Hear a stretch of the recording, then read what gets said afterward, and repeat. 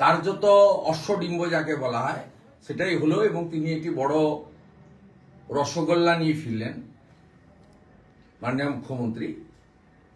কারণ আমরা যারা, আপনারা যারা পশ্চিমবঙ্গবাসী বা ভারতবর্ষের যারা আইন বা রাজনীতি সম্পর্কে খোঁজ রাখেন, তারা নিশ্চয়ই কেউ লাইভ দেখেছেন, কেউ পরে ভিডিও সংগ্রহ করে দেখেছেন, কেউ নিউজ চ্যানেলের মাধ্যমে জেনেছেন বা অন্যান্যভাবে জেনেছেন।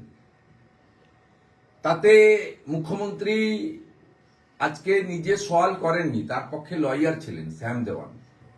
দ্বিতীয়ার্ধে বিকালবেলা, সন্ধ্যেবেলা, ইভিনিংয়ে তিনি কালো চাদর গায়ে জড়িয়ে ইসিআইয়ের ভিতরে ঢুকেছেন এবং ইসিআইয়ের সামনে বেরিয়ে এসে তিনি বয়কট করলেন, ইত্যাদি করলেন, এরকম সিইসি দেখিনি, ইত্যাদি ইত্যাদি তার রাজনৈতিক ভাষণ দেওয়ার চেষ্টা করেছেন।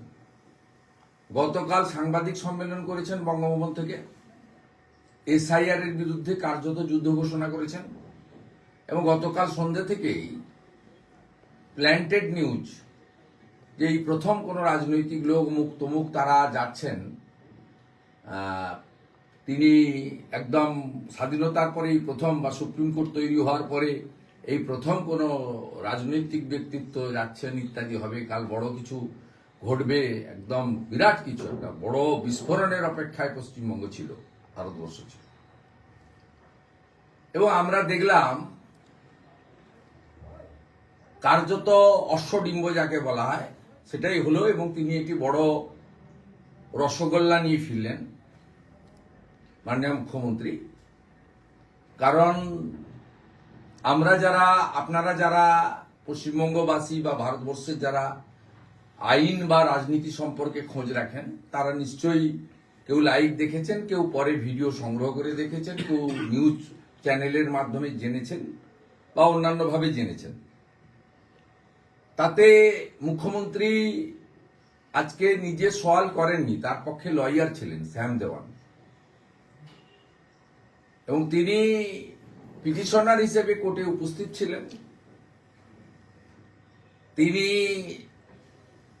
একাধিকবার বলেছেন বা বলার চেষ্টা করেছেন, কিন্তু মহামান্য সুপ্রিম কোর্টের প্রধান বিচারপতি সহ 3 জন সম্মানীয় রেসপেক্টেড জাজেস, তারা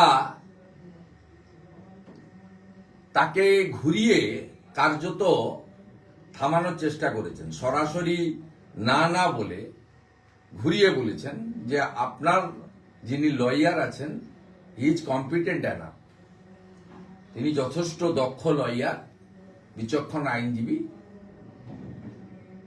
তিনি এটা সওয়াল জবাব ইত্যাদি করুন। তারপরেও স্বভাবসিদ্ধ ভঙ্গিতে মুখ্যমন্ত্রী মাঝে মাঝে টিকা টিপ্পণী করেছেন, সবাই দেখেছেন, এবং আনফরচুনেট বাংলা মাধ্যম থেকে গেছেন,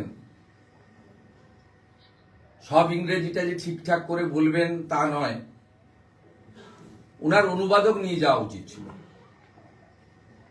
উনি যেভাবে ভুলভাল ইংরেজি এবং শব্দ উচ্চারণ করছিলেন, পাশ থেকে মাননীয় আইনজীবী তথা সাংসদ সেটাকে, কল্যাণ ব্যানার্জি সেটাকে সংশোধন করছিলেন। এটা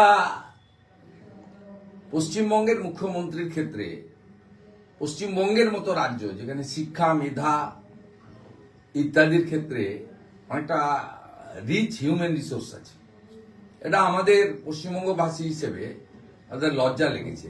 বাংলায় বলতে পারতেন, অনুবাদক রাখতে পারতেন, সেগুলোও নিশ্চয়ই সুপ্রিম কোর্টকে পিটিশন করলে অ্যালাউ করতে।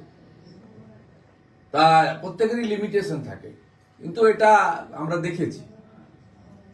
মূলত উনি বা উনারা প্রথম দিন থেকে দুটো কাজ করার জন্যই এই মরিয়া চেষ্টা করছেন। একটা হচ্ছে এসআইআর কে ভণ্ডুল করা, 2 বছরের কাজ 2 মাসে কেন, ইত্যাদি ইত্যাদি। দ্বিতীয় হচ্ছে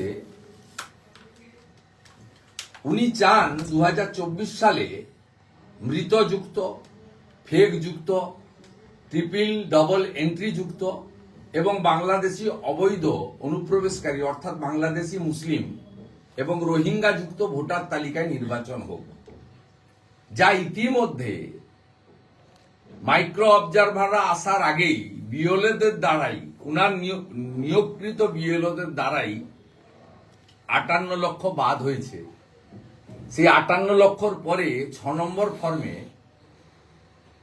ওই 58 লক্ষ বাদ যাওয়া লোকের মধ্যে কয়েকশো জমা পড়েছে কিনা সন্দেহ আছে, হাজারের সংখ্যা পেরিয়েছে কিনা সন্দেহ আছে, লাখ তো অনেক দূরের কথা।